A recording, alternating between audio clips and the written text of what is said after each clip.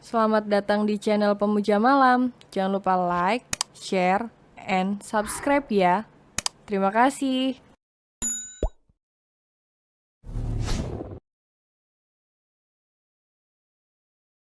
Chapter 15. Iri dengki sudah menguasai. Jenar segera melangkah menuju ruang kerja Adam, tak lupa ia mengambil makan siang di atas meja Denisa. Kamu, ucap Denisa. Biarkan dia masuk, Pak Adam sudah menunggu, cegah Sean. Denisa mendengus kesal. Tok, tok, tok. Jenar mengetuk pintu. Masuk, perintah Adam dari dalam ruangan dengan suara baritonnya. Kemudian Jenar membuka pintu agak ragu. Dengan canggung dia masuk ke ruangan yang ukurannya lebih besar dari rumah sewanya.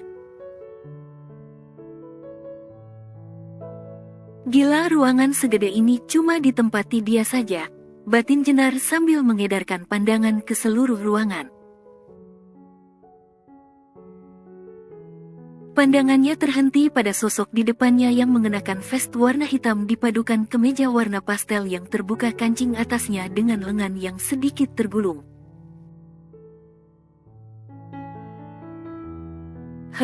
Ternyata kalau dia serius bekerja tampan juga. Kenapa, terpesona melihatku, tiba suara Adam membuyarkan lamunan Jenar. Siapa yang memperhatikan Bapak? Saya cuman bingung ini makan siangnya mau ditaruh mana, ucap Jenar. Taruh di meja itu dulu, sambil menunjuk meja yang ada di tengah sofa warna abu tua. 10 menit lagi aku selesai, lanjutnya. Jenar menuju meja yang ditunjuk oleh Adam. Setelah itu menaruh makan siang dan menatanya, kemudian duduk untuk menunggu perintah selanjutnya. Pandangannya tertuju pada sebuah rak yang berisi buku mirip dengan perpustakaan kecil. Dia berdiri dan melangkah menuju rak itu. Wah, banyak sekali bukunya. Oh, yang baris ini tentang bisnis, gumam Jenar sambil manggut.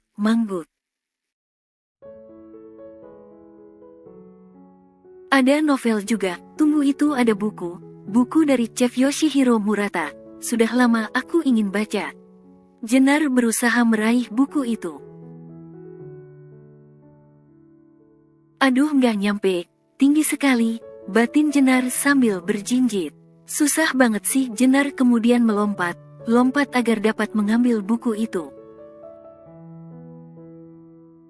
Tiba dari belakang ada tangan panjang yang membantunya mengambil buku itu. Aroma mus dan woodsy tercium sehingga memberi kesan lembut, elegan dan hangat. Karena kaget, Jenar membalikkan badan dan mendongak ke atas melihat siapa yang berada di belakangnya. Pendek sih, ucap Adam sambil meletakkan buku di atas kepala Jenar.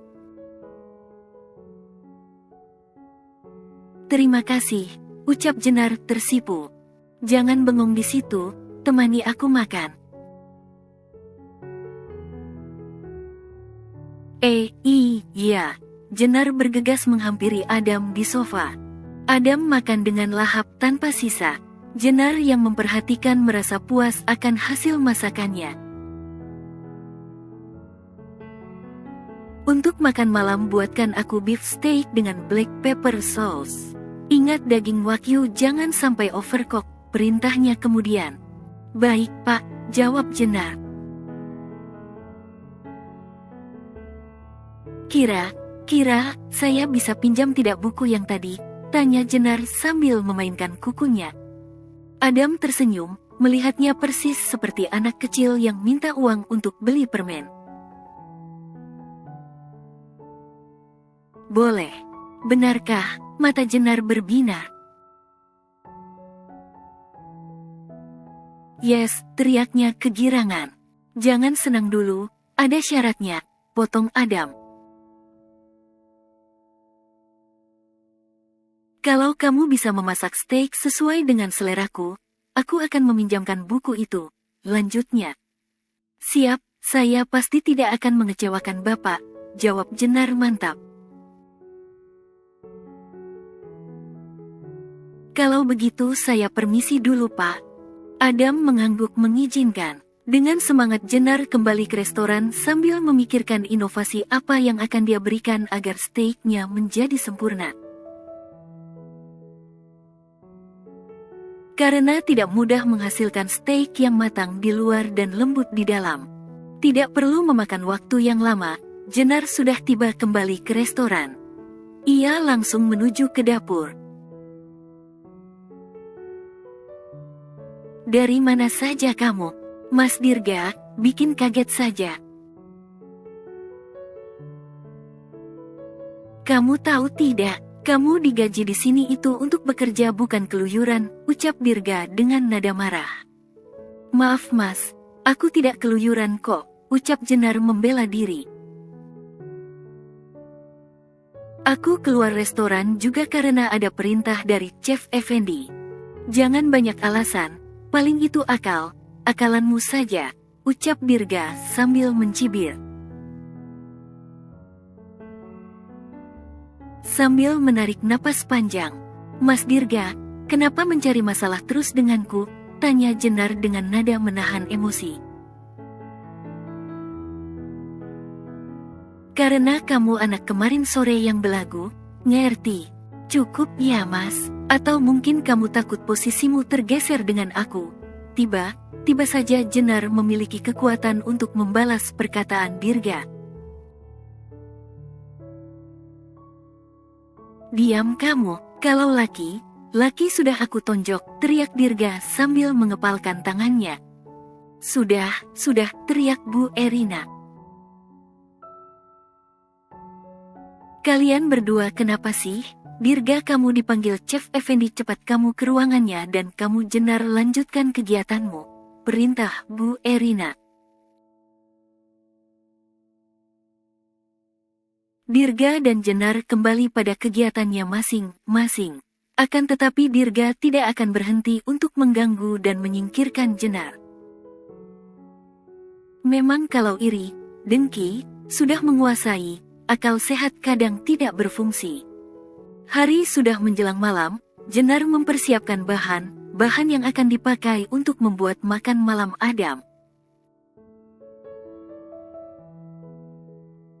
Mbak Hana, kita ada stok daging wagyu tidak?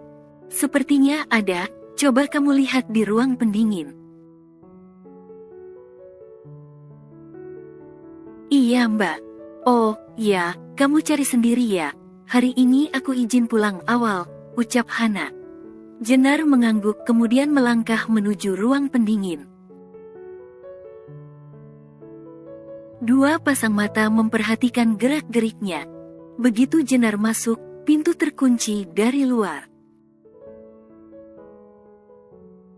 Hei, siapa di luar? Teriaknya sambil berusaha membuka pintu. Buka, Jenar menggedor pintu. Jenar merogoh kantung celananya mengambil handphone. Oh sial, tidak ada sinyal. Hei, tolong buka, tolong, teriaknya. Dia terus berusaha hingga akhirnya lelah dan terduduk di lantai sambil bersandar pada pintu. Ya Tuhan, tolong aku, selamatkan aku tidak mau mati di sini, bagaimana nanti dengan ibu? Jenar mulai menangis sambil menggigil, sudah hampir 20 menit dia terjebak dalam ruang pendingin. Kamu kuat Jenar, gumamnya untuk menguatkan semangatnya. Tiba handphonenya berdering, dengan tenaga yang tersisa dia berusaha menerima panggilan itu. Pendek, mana makan malamku? Pak Adam, jawabnya lirih. Halo, di mana kamu? Dingin, Pak. Halo, halo, Jenar, apa yang terjadi? Dingin apa? Pasti ada yang tidak beres, pikir Adam. Jenar, kamu bisa mendengarku kan? Jenar, Adam terus memanggil tapi tidak ada sahutan dari lawan bicaranya. Shaun, panggil Adam. Ya, Pak. Lacak nomor ini, ada di mana lokasinya? Perintah Adam. Baik, Pak. Dengan cekatan Shaun melacak no handphone milik Jenar. Cepat, teriak Adam sambil mondar-mandir. Sudah ketemu. Lokasinya di restoran Avec Amour, Pak. Cepat siapkan mobil, antar aku ke sana.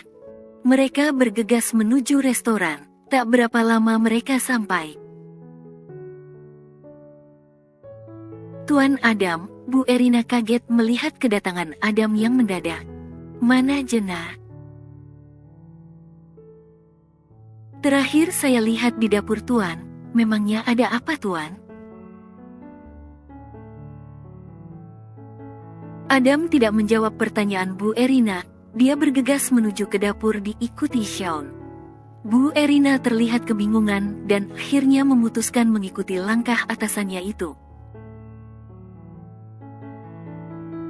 Jenar, panggil Adam. Tapi di dapur ia tidak menemukan sosok yang dia cari.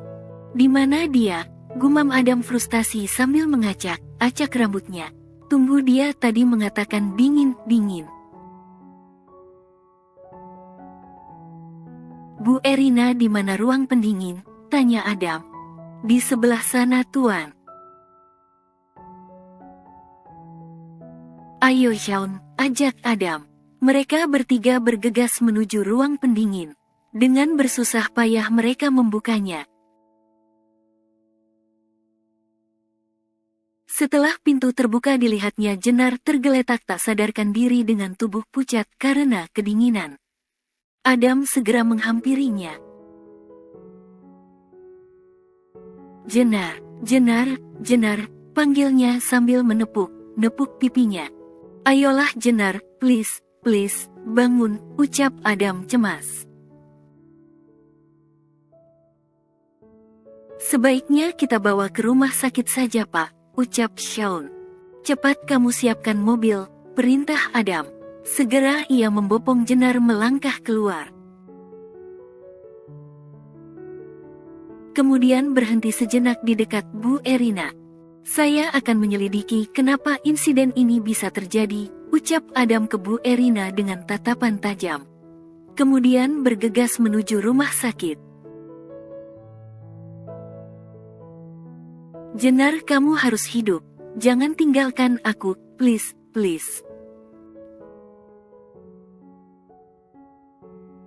Shaun, ayo cepat. Dengan sigap Shaun membuka pintu mobil. Adam segera masuk dengan posisi memangku Jenar. Gosokkan tangannya ke lengan Jenar dengan harapan tubuhnya bisa menghangat. Ambilkan selimut, cepat.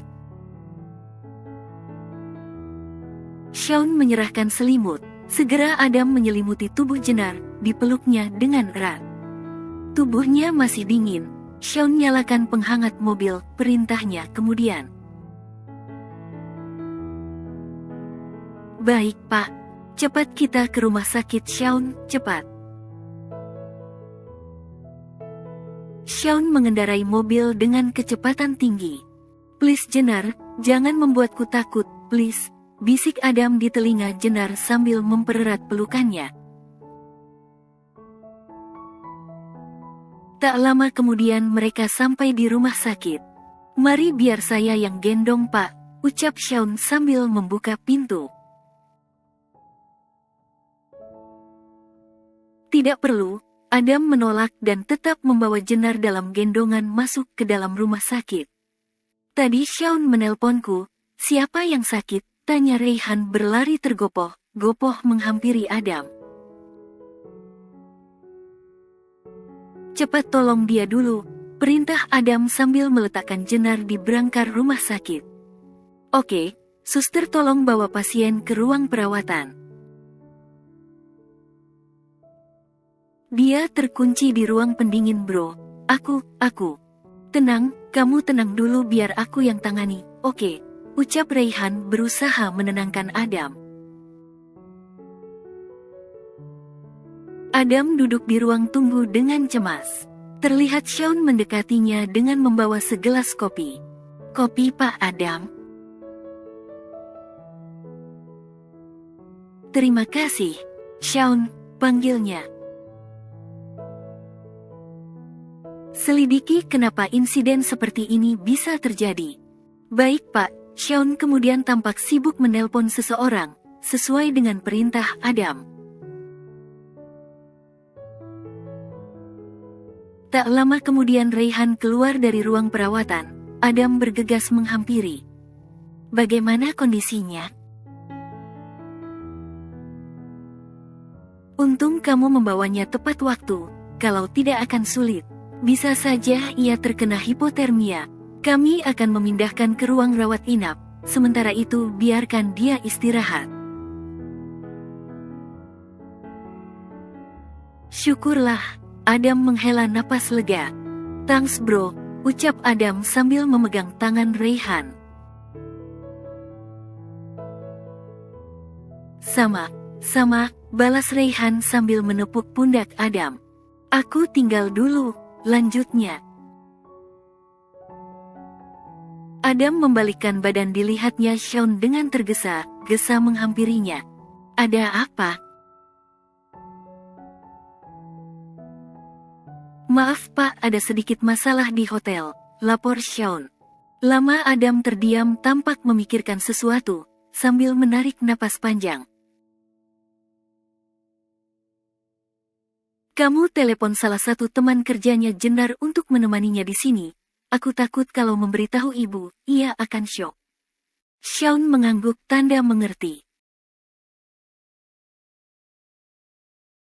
Aku akan melihat keadaannya sebentar, setelah itu kita ke hotel. Adam melangkah menuju ruangan di mana Jennar dirawat. Di ruangan yang didominasi dengan warna putih dan coklat itu tampak gadis yang biasanya ceria menjadi terbujur tak sadarkan diri. Adam berjalan mendekat sambil menutup pintu pelan-pelan. Dia memandang wajah Jennar yang terlihat putih pucat. Diulurkan tangannya dengan lembut membelai pipi Jennar, kemudian mengusap pelan bibir Jennar. Cepat sadar pendek, aku rindu berdebat denganmu. Aku rindu melihat tingkahmu, terutama bibirmu ketika marah denganku.